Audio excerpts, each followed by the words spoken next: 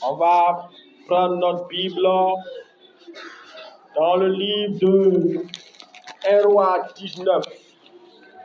C'est l'Ancien Testament. Et on va prendre aussi Romains 10, verset 17. Romains 10, verset 17. Amen. Amen. Est-ce qu'on peut démarrer? Amen. Donc, on démarre. Akab rapporta à Jézabel tout ce qu'avait fait Élie et comment il avait tué par l'épée tous les prophètes.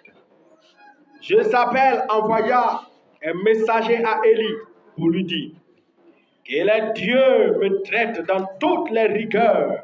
Si demain, à cette heure, je ne fais de ta vie ce que tu as fait de la vie de chacun d'eux. Élie, voyant cela, se leva et s'en alla pour sauver sa vie. Il arriva à Beersheba, qui appartient à Juda, et il laissa son serviteur. Pour lui, il alla dans le désert où, après une journée de marche, il s'assit sous un genêt et demanda la mort en disant, c'est à ce maintenant, Éternel, prends mon âme, car je ne suis pas meilleur que mes pères. Amen. Tu vas prendre maintenant Romains 10, verset 17. Romains 10, verset 17. C'est un petit verset que je vais lire.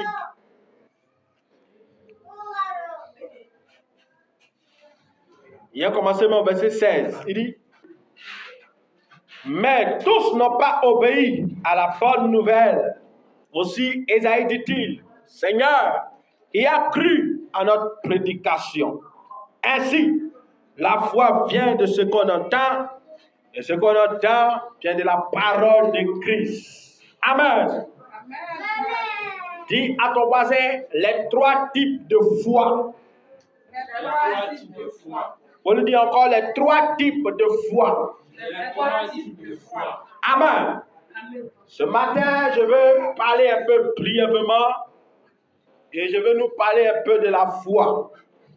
Vous devez savoir, mes amis, qu'il y a trois types de foi. La première foi, c'est la foi en Dieu. La deuxième foi, c'est la foi au diable. Et la troisième foi, c'est la foi en l'homme. La Bible dit que la foi vient de ce qu'on entend. Et ce qu'on entend vient de la parole de Christ. Donc si la foi vient de ce qu'on entend, ça veut dire que tu peux avoir une foi de Dieu par la parole que tu as entendue de Dieu, ou avoir une foi du diable par la parole que tu as entendue du diable, ou avoir la foi de l'homme par la parole que tu as entendue de l'homme. Et ces trois niveaux de foi, nous tous, nous basculons dedans parfois.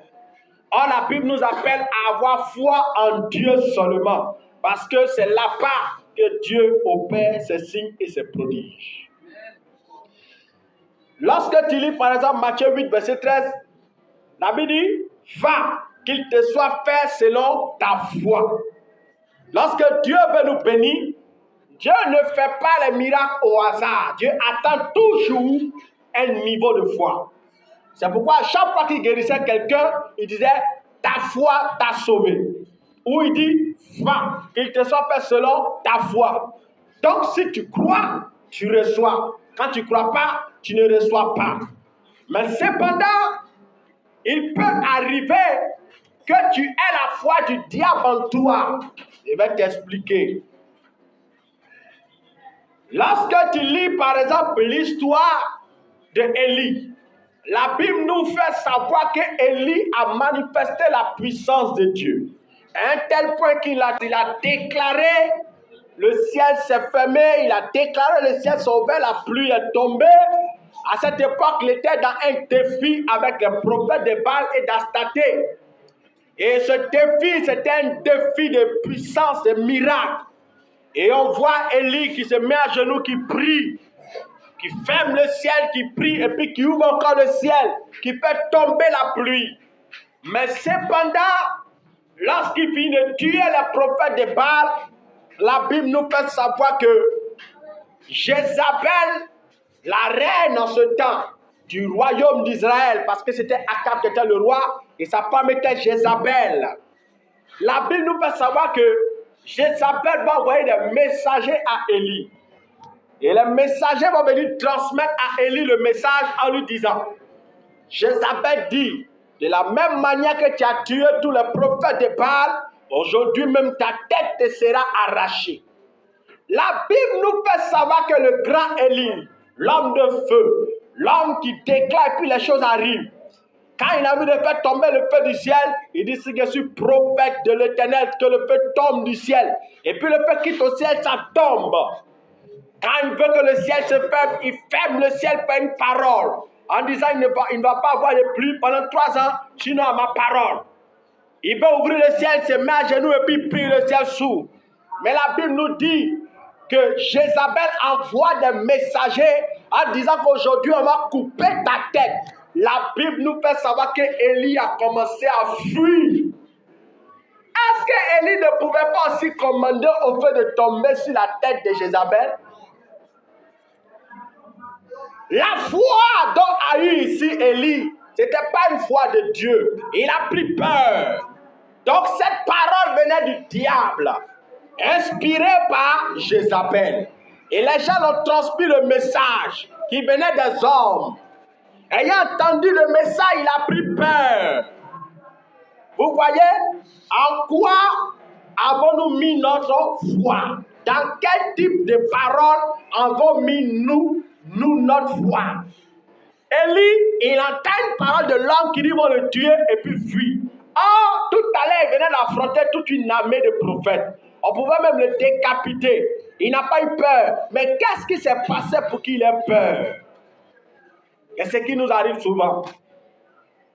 Lorsque Dieu veut agir dans notre vie, il y a sa parole qu'il nous donne.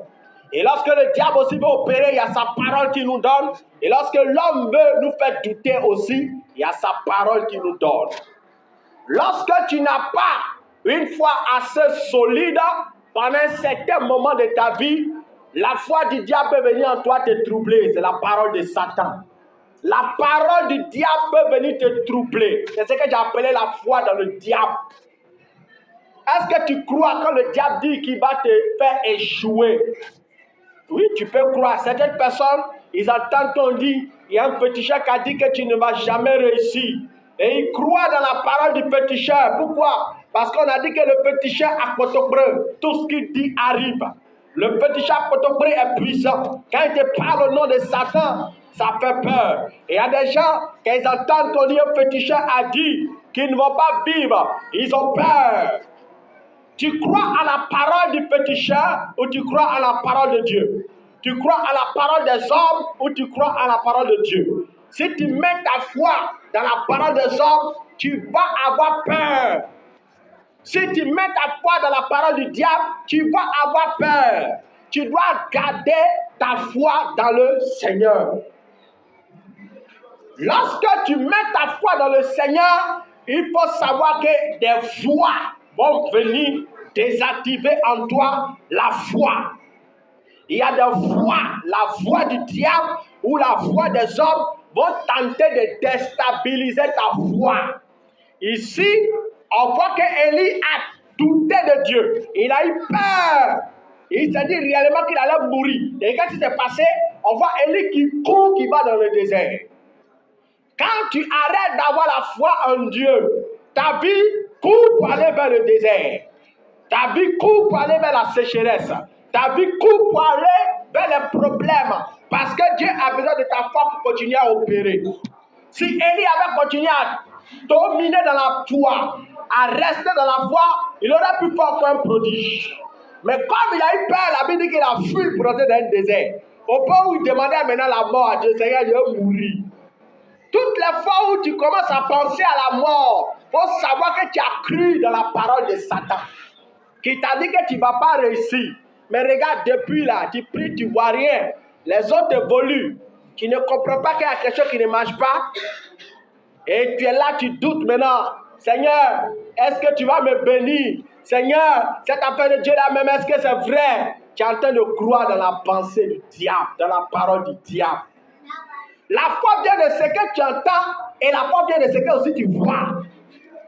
Souvent, on croit ce qu'on voit. Alléluia. Mais on ne croit pas ce que Dieu a dit. La parole de Dieu est esprit. Dieu vient te dire, je te bénirai. Ah, Seigneur, ça c'est juste une parole. Vous voyez? Dieu peut dire, je te bénirai. Tu crois ce que Dieu te dit ou tu doutes de la parole? Parce que le diable peut te présenter avec tes propres yeux. Tu dis que Dieu t'a dit qu'il va te bénir. Mais regarde, dans ta famille, est-ce que tu as déjà vu quelqu'un qui est béni? Vous tous là, c'est la galère. Ton papa est pauvre, ta maman est pauvre, tes frères sont pauvres. Toi, tu as passé où pour t'en sortir? Regarde, tu n'as même pas de relation. Tu comptes sur quoi? Le diable peut t'amener à regarder la réalité au lieu de regarder à la vérité de la parole de Dieu. Satan peut te dire, regarde, personne ne s'est jamais marié dans ta famille. Toi, tu dis que tu vas te marier. Tu es effronté, hein? Tu as du courage, hein? Faut pas faire tes enfants, faut pas les pondre, différents papas qui ont quitté là. Au moins, tu vas avoir un enfant aussi. Faut rester là, tu dis que toi, tu attends mariage. Le diable peut te donner ses pensées. C'est ça. Tu crois la parole ou tu ne crois pas?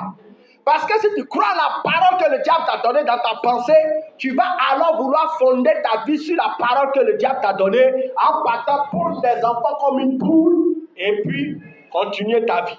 Ou soit tu diras non, je vais attendre parce que Dieu ne ment pas dans sa parole. Il m'a promis qu'il me lèvera, il m'a promis qu'il me donnera le mariage. Où est ta foi? Ta foi est sur la parole des hommes ou la parole du diable ou la parole de Dieu. La Bible nous fait comprendre que tout ce que Dieu dit finit toujours par arriver. Mais le problème, la Bible aussi dit que la parole de Dieu est éprouvée. Lorsque Dieu te donne une parole, une prophétie, une promesse, tu dois savoir que la promesse ou la parole que tu as reçue va être éprouvée. Elle va te prouver par les temps et les circonstances. Elle va te prouver par les problèmes de la vie. Elle va te prouver par les difficultés. Elle va te prouver par les échecs. Elle va te prouver par le temps. Et tu es là, tu as comme l'impression que tu es en retard. Est-ce que tu continues à croire à la parole que Dieu t'a donnée ou vas-tu commencer à avoir la foi à la parole du diable qui te dit, mon petit, ça ne peut pas se faire. Ça. Souvent, on a si on réfléchit, mais avec la maison, il est en quoi? Ah, moi, je ne comprends plus rien. Ah, le Seigneur dit, il y a qu'à prier, moi, je prie. On dit, moi, je gêne. Il faut faire offrande, je fais, mais je ne vois pas ma vie évoluer. Alléluia. Et ça t'arrive, même tu penses, tu réfléchis.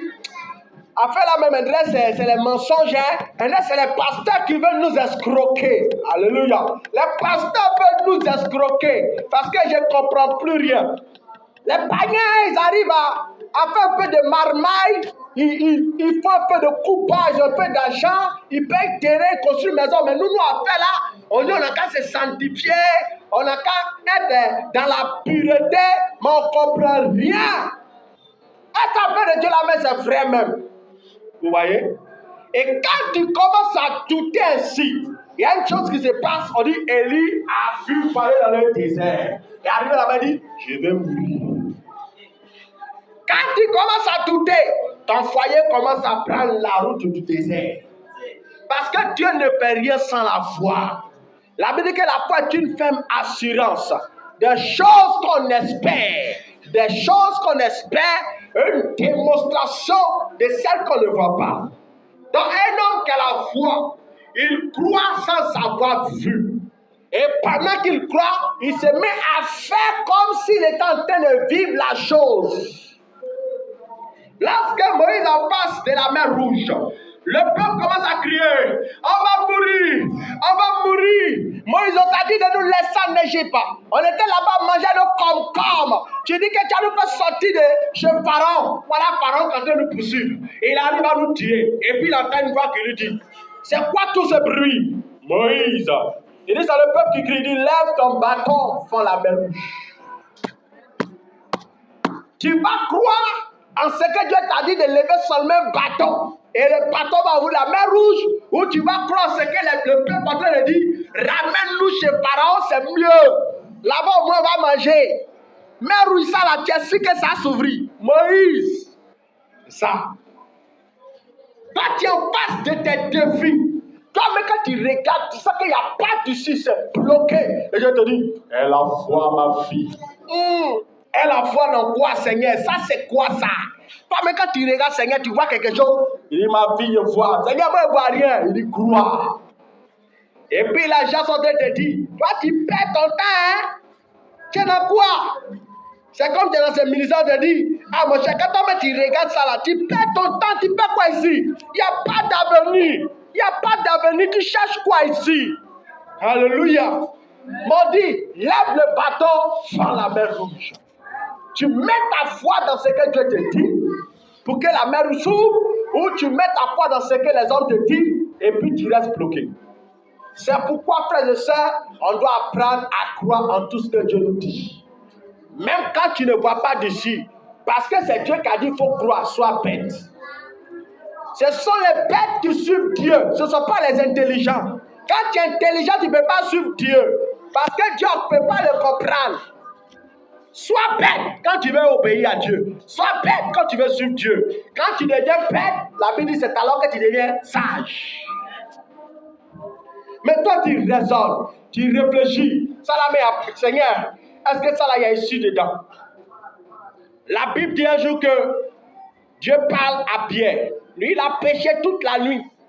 Il n'a pas eu 5 francs. Il n'a pas eu un seul poisson. Et puis le Seigneur lui dit en pleine journée, va, jette ton filet. Dernièrement, je causais avec un pêcheur. Il lui a dit, mais pourquoi pendant la journée, il n'y a jamais de poisson? Il dit, au fait, c'est parce qu'il y a beaucoup de bruit. Que le bruit des bateaux, tout ça, ça dérange les poissons, ça fait qu'ils ne viennent pas. Mais la nuit, le temps est calme, donc les poissons viennent. Donc quand ils vont pêcher comme ça, la nuit, ils gagnent beaucoup de poissons. Mais la Bible dit qu'il fait jour. Et puis Dieu lui dit, pas non profond, jette le filet, tu as propre poisson. Tu crois ce que Dieu te dit, ou bien tu regardes maintenant les circonstances pour dire, Seigneur, tiens, ça fait 10 ans moi je suis pêcheur. 10 ans moi je pêche, je connais toutes les stratégies de pêche. C'est quelle technique ça là encore? C'est ça. La foi, tu crois ce que Dieu te dit, ou tu crois tes expériences, ou tu crois ta connaissance, ou tu crois ta philosophie. Et c'est ce qui est en train de tuer le monde entier. On dit ça, non, c'est pas possible. Comme on voyait même ma foi, on dit non, accepte Jésus comme ton Seigneur Sauveur, tes péchés sont pardonnés, tu iras au ciel. Ah! Mais les chrétiens, mais c'est des menteurs, hein? Depuis on a sur la terre là, tous ceux qui meurent là, quand ils meurent, ils ne viennent plus. Mais on dit que Jésus est mort, il était ressuscité. Vraiment, les gens se foutent de nous. C'est les bêtises qu'on nous raconte, hein? Et puis vous croyez en ça? Ah, vous voyez? Soit le diable te convainc que ce sont des mythes, ou soit tu te laisses convaincre par Dieu. Et puis Dieu ne va pas te forcer, hein? Il te dit, c'est à toi de croire. Vous voyez dans quoi on est? Actuellement, par exemple, quand tu prends les musulmans disent cela, c'est les nanomans. Kafrilo. On vous dit que Jésus c'était un prophète. Il a vécu en son temps. Vous vous dites que Jésus est Dieu. Qu'est-ce qui prouve que Jésus est Dieu? Vous êtes bêtes. Vous allez partir en enfer. Quand vous parlez, vous n'écoutez pas. Vous les chrétiens, vous êtes bêtes. Alléluia. Ah, c'est ça. Tu crois à ce que Dieu dit de sa parole ou tu crois à ce que les hommes disent? Ta destinée sera déterminée en fonction de ce dans quoi tu mets ta foi. Est-ce que ta foi est une foi concentrée sur les paroles de Dieu ou c'est une foi concentrée sur les pensées des hommes? La Bible dit en Corinthiens 1, verset 18, il dit il anéantit la sagesse des hommes. Il dit la prédication de la croix est une folie pour tous ceux qui se perdent. Mais pour nous qui croyons, elle est une puissance de Dieu. Quand tu crois, on dit c'est alors que la puissance de Dieu se manifeste. m'ont dit, pour tous ceux qui sont en train de se perdre pour aller en enfer là, prêcher l'évangile là, c'est une folie pour eux. Et la Bible déclare que Dieu a convaincu le monde par la folie de l'évangile. Le monde est perdu parce que le message de la croix est bizarre. En quoi tu crois? En ce que Dieu te dit ou en ce que les hommes te disent? En ce que Dieu te dit ou en ce que tes cousins te disent? En ce que Dieu te dit ou en ce que ta famille te dit? Souvent, tu as comme l'impression que même les gens se moquent autour de toi. Est-ce que tu mets ta foi dans la moquerie des hommes ou tu mets ta foi en Jésus? Je me souviens à l'époque, il y avait une connaissance, c'était une fille. Et elle me dit, la fille elle me plaisait, elle dit, il voulait la marier. Et elle me dit que ses parents sont allés consulter sur moi. Et quand ils ont consulté, le féticheur a dit que si elle me marie, elle va mendier pour vivre. Tellement la galère sera grave. Tu crois en cette prophétie ou tu ne crois pas? Elle a cru la prophétie, elle dit elle ne peut pas m'épouser. Parce qu'elle dit que, le féticheur a dit qu'elle va mendier pour vivre si elle me marie. Donc, elle ne peut pas m'épouser. Elle a peur de souffrir de faim. Donc, elle s'est retirée. Vous voyez? D'où venait sa foi? Sa foi est venue du fétichisme, de la parole du diable. Souvent, le diable nous fait rater comme ça des grâces, des faveurs. Où Dieu te dit non, ça sera bon. Mais quand toi tu regardes là, tu dis non, il ne voit rien. Lui là, il n'y a pas d'avenir en lui. Il n'a pas de parents. Il n'a pas de diplôme. Il n'a pas fait de longues études. Et puis le Seigneur te dit, ma fille, c'est l'homme de ta destinée qu'elle a. Avec lui, tu mangeras le lait et le miel. Seigneur, tu as ce qu'il y a à venir dans le Messie là? Un gars qui n'a pas fait de longues études, qui n'a pas beaucoup de diplômes. Ah, moi je ne peux pas, hein. Nelson David a raconté son histoire.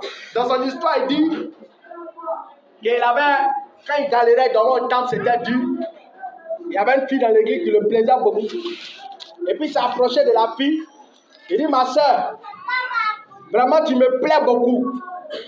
Et puis, à cette époque, la fille priait. Seigneur, donne-moi l'homme de ma vie. Un homme qui va m'aimer, qui va me rendre heureuse, qui va changer ma vie. Oh Père, regarde, j'ai tout quitté pour te suivre. Mais voici, conduis-moi. Et puis, il sort David vient. Il est galéreux. Vous le connaissez, en ce moment, c'était un grand baoulé. Il parle baoulé, tout ça là. Il dit, chérie, je t'aime beaucoup, tu me plais. Je fais ma vie à toi. Micro, il a pas beau. Elle va comme ça. Seigneur, elle est réappelle. Seigneur, vraiment, si tombé dedans. Moi, j'ai prié comme ça, tout laissé là. Seigneur, c'est les gens comme ça qui viennent vers moi. Oh Seigneur, exauce-moi. Et puis, il demande. Il a été frustré, terrible. André n'est pas l'homme. Tellement il est piqué. Quand il regarde, il n'y a pas à venir dans lui. Elle a prié pour que Dieu lui donne un homme qui va là, qui sera heureuse. Un milliardaire, même si possible. Dieu l'a vraiment piqué. Et quand il regarde, il dit, je suis tombé là. C'est ce qui se passe. Dieu te parle, te dit, lui là, c'est la personne. Tu dis, il n'y a pas de diplôme, il n'y a pas de relation, je ne peux pas, il n'y a pas à venir dans lui. C'est pourquoi, quand tu reçois la parole de Dieu concernant quelque chose, il faut prier. Si tu ne pries pas, le diable va t'aveugler. Il va t'aveugler comment? En te faisant voir la réalité. La réalité t'empêche de voir ce que Dieu dit derrière sa parole. Parce que derrière chaque parole que Dieu te donne, il y a un gros message ou une grosse révélation cachée derrière. Ah oui? Dieu peut te regarder puis dire au gars, et lui, ça sera un grand baobab. Baobab, lui là. C'est ça même vraiment, il fait les choses. Comment tu dis à lui là, Seigneur, lui là, grand prédicateur. C'est ça. C'est comme ça les choses nous arrivent. Et puis on rate souvent les promesses. Quand Jésus venait sur la terre là, il était charpentier. À cette époque-là, qui croit en lui? Personne. Quand tu le regardes, tu dis, ça là, pour charpentier. Moi, je ne vais pas menuisier. Où tu es là, tu rêves de marier menuisier. En réalité, Jésus n'était pas menuisier, mais il était menuisier à cette époque. Et quand les filles là le voyaient, elles disent, mais Dieu, comment? Qu'est-ce que c'est ça? Quelqu'un qui fait un tabouret, avant qu'ils vont venir faire un tabouret là, c'est en camp. En réalité, c'était un puissant prophète qui était là, le sauveur du monde. C'est quand il est devenu prophète, toutes les go étaient femmes. Elle dit, moi je dis pas, hein, Jésus le prophète. Les filles ont commencé à porter maintenant les collants plaqués pour chercher à le séduire. Vous voyez, c'est ce qui se passe. Souvent, on rate nos opportunités parce qu'on ne sait pas croire à ce que Dieu nous dit ou ce que Dieu nous montre. Quand Dieu te montre quelque chose, mets ta foi dans ce qu'il t'a montré. Ne mets pas ta foi dans les circonstances, dans les temps. Mets ta foi dans ce qu'il t'a montré. On rate souvent des opportunités comme ça. Je me souviens à l'époque, mon premier travail de vous pas souvent, on dit à prier la nuit et puis il y a eu. Mais j'ai perdu l'emploi après. Comment j'ai perdu? Au début, quand j'ai commencé à travailler, Dieu m'a parlé. Il m'a parlé comment? Quand j'ai donné ma prémisse, il m'a dit, je te donne l'embauche. Ici, encore, j'ai donné de Dieu, j'ai pris ma prémisse, il a donné à mon père spirituel. C'est ma mère spirituelle qui m'a envoyé dans le Seigneur. Il a pris mon premier salaire, il a donné. Elle a prié pour moi, que Dieu te bénisse. Dieu me dit, je te donne l'embauche. Je prends mon deuxième salaire, je donne à mon père spirituel. Il prie pour moi. Dieu me dit encore, je te donnerai l'embauche. Je prends encore mon troisième salaire. Là, je m'en vais croiser un homme de Dieu qu'il connaissait. Je lui donne encore. Et le Seigneur me dit, je te donne l'embauche. Maintenant, moi-même, Dieu me fait savoir qu'il y a marché derrière le monsieur. Je serai proche de lui. Maintenant, pendant le parcours, là, regardez le parcours, c'est un parcours de galère. On te paye le miettes. Parce que là, quand il recevait là, c'était trop petit. Moi, je venais de quitter dans le broutage. Moi, je connais seulement millions. Quand les plans m'envoient là, c'est pactel, pacto. C'est les paquets d'argent. 200 000, 300 000, 1 million, 2 millions. Hein? C'est les sommes comme ça que je reçois. Et puis, on m'avait fait un travail, on me paye miettes. C'est quel argent ça? C'est quand ça devenu beaucoup. Donc, dans la parole que Dieu m'a donnée là, il y avait un kit dedans. Le kit là, c'était le kit de la patience. Tu vas attendre les 1 an pour recevoir l'embauche ou tu arrêtes. J'ai trouvé que c'était trop long. C'est qu'un travail ça. Travail qui est long comme ça, et puis l'argent n'est même pas beaucoup. Moi, j'arrête ce boulot. Et puis arrêter le boulot. Quand arrêter le boulot, la galère. C'est ça. Qu'est-ce que Dieu te dit concernant ton travail, concernant tes affaires, concernant le foyer, concernant le ministère? C'est ce que Dieu te dit, tu dois croire. Aujourd'hui, je dois fermer cette église si j'arrête de croire en Dieu. Parce que je ne vois pas le progrès. Quand j'ai commencé le ministère, Dieu m'a dit, vous serez 1000. Mais c'est qu'elle a fait en fait 2 ans maintenant, on n'a même pas encore 1000. Seigneur, ton appel adresse à mensonge. Hein? Je ferme l'église, tiens matin. Bravo, c'est ça. La parole que Dieu va te donner sera éprouvée. Toute parole que tu reçois va raconter les problèmes, les difficultés. Soit tu te mets ferme et tu continues, soit tu fuis pour aller dans la souffrance. Quand j'ai laissé mon boulot, j'ai souffert la galère. J'ai eu faim, ma soeur, j'ai eu vraiment faim. Il n'avait pris l'argent pour payer de nouveaux vêtements. C'est-à-dire, pour manger, c'est devenu difficile. Quand Élie n'a pas pu résister à Jézabel, qu'est-ce qui s'est passé? Il est parti dans le désert, il dit, quand il a fait, il souffrait, il dit, il va mourir. Ça va me tuer, va me tuer. C'est ce qui nous arrive. Quand Dieu te donne une parole, ne fuis pas. Affronte les défis de la vie avec la parole que Dieu t'a donnée. Il dit, ma fille, tu seras une grande commerçante. Ne commence pas le commerce, on dit, ça va faire, mais tu arrêtes. Non. Continue à croire et à foncer. Tu prends l'argent, tu investis, tu échoues. Tu pries, et puis Dieu te dit encore, tu réussiras, ma fille. Et Seigneur, il vient d'investir 500 000, il a échoué, tu me dis, il est résuré dans cette activité. Vraiment, arrête tes trucs là. Après le commerce, tu dis, c'est un python qui me parle. C'est un démon qui me parle. Bravo. Oui. La parole de Dieu peut être éprouvée. Le message il va t'épouser. Et tu pries. Dieu te dit, ma fille, c'est l'homme de ta vie t'épousera. Et puis il vient et dit, l'année prochaine. Ah Seigneur, tu m'as dit. Tu m'as dit, mais je ne comprends plus rien. Ton appel, et ma soeur, prie. La parole que Dieu te donne est éprouvée. Toute parole qui sort de la bouche de Dieu va rencontrer les défis. Et la parole la souffle avec toi. C'est pourquoi toutes les fois que tu souffles, ne pense pas que tu es seul. Il y a un ange qui t'accompagne, il est dans la guerre avec toi. Il est dans le combat avec toi. Et tu dois croire et foncer. C'est pourquoi dans la Bible, le Seigneur nous appelle à persévérer. Il dit celui qui persévérera jusqu'à la fin aura la couronne. Après chaque bataille, après chaque épreuve, il y a une récompense. Si tu t'arrêtes en chemin, tu ne vas pas avoir la récompense. La récompense, c'est pour ceux qui ont combattu. Tu dois combattre. Tu dois persévérer. Tu dois insister. Tu dois continuer la lutte. Parce que Dieu, il agit par la foi. Quand il lit par exemple Acte 14, verset 8, on dit là-bas que c'était Paul. Paul était en train de prêcher. Et puis on dit, il y a un boiteux qui écoutait. Pendant qu'il écoutait, la Bible dit que Paul a senti que le méchant avait la foi pour être guéri. Et puis Paul s'est prêché, il a dit, lève-toi et marche. Vous voyez? Paul prêche.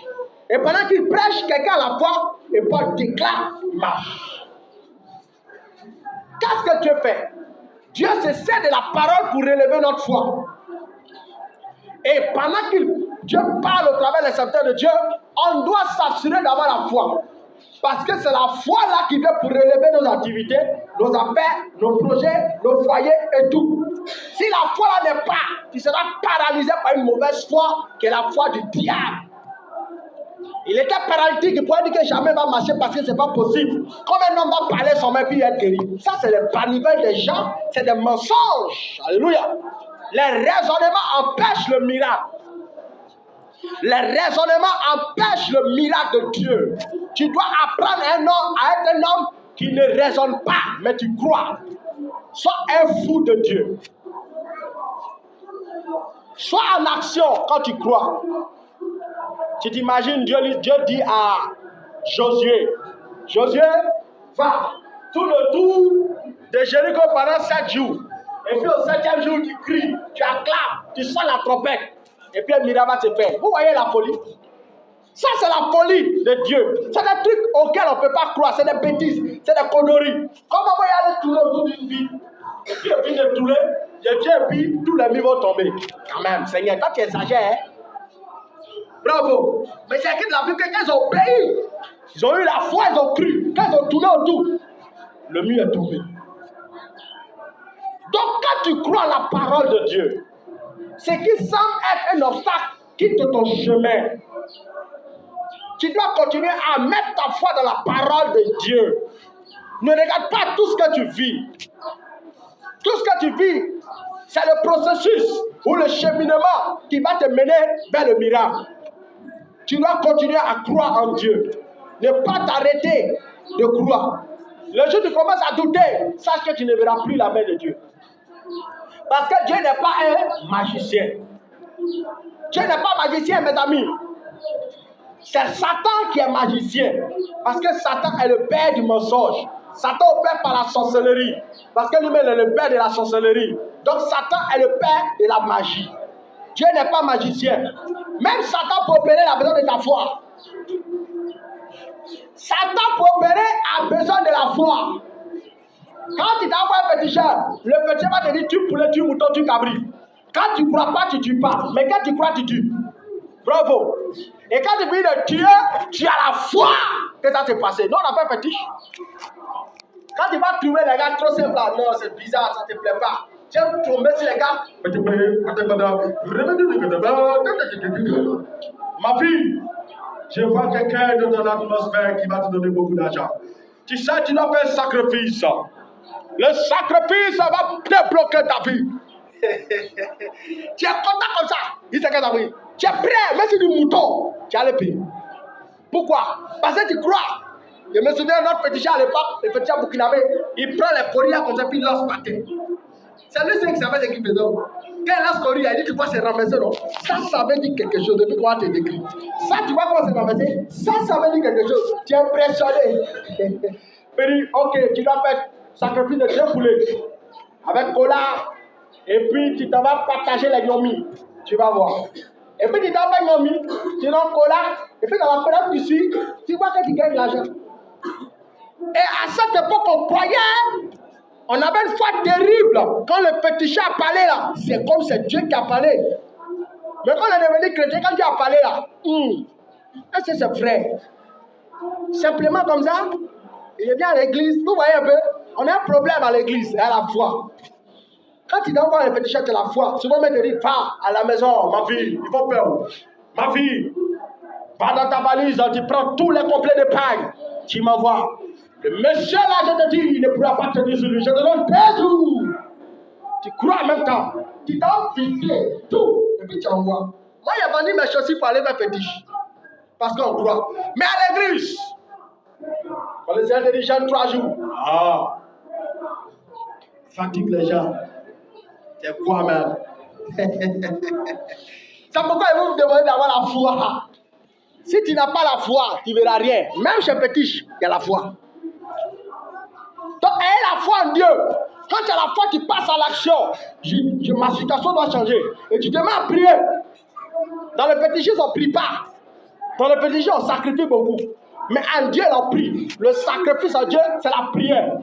Même si tu donnes les dîmes, il faut prier. La foi doit te pousser à continuer à prier pour que tu vives le changement. Mettez votre foi dans la parole que vous entendez de la part de Dieu. Dans ta maison, chez toi là-bas, quand Dieu te dit, ma fille, voici ce que tu dois faire. Tu es là comme ça, puis tu reçois. Prends tout ton salaire, va donner. Prends, va donner. Là-dessus, Dieu va t'appeler pour agir. Quand tu es là-bas, que tu entends, tu pries. Le Seigneur te dit, prends 3 jours de jeûne pour débloquer ta situation. Il ne faut pas discuter. Prends les 7 jours de jeûne. Tu dois mettre ta foi dans la parole. Quand le Seigneur te dit dans sa parole, fais ceci, il faut faire, sois bête. Quand on est chez les petits chefs, mes amis, ce n'est pas bouquin, hein? Ce n'est pas petit bouquin. Tu dois sacrifier quelqu'un. Mais quand le gars il est déterminé, qui veut la chose, il va sacrifier. Pourquoi? Il croit que le diable peut l'exaucer. Mais à l'église, Dieu ne nous demande pas grand-chose, mais on n'arrive pas à faire. C'est des petites choses comme ça qui nous bloquent. Amen. Apprenons à ouvrir nos cœurs à la parole de Dieu, à la foi en Dieu. Sinon, je vous assure qu'on ne verra rien. Parce que toutes les fois où Jésus guérit les gens, il dit, va, ta foi t'a sauvé.